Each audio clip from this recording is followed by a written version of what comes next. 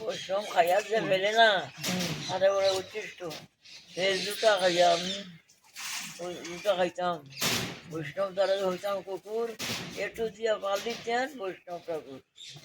পালিতেন মানে কি পালিতেন তিনি আমি রক্ষা করতেন পালিতেন মানে কি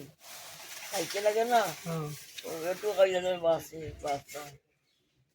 বাঁচি আমি আর কি চাই না বৈষ্ণবের দ্বারা কুত্তা হইতে চাই এত বৈষ্ণবের মহিমা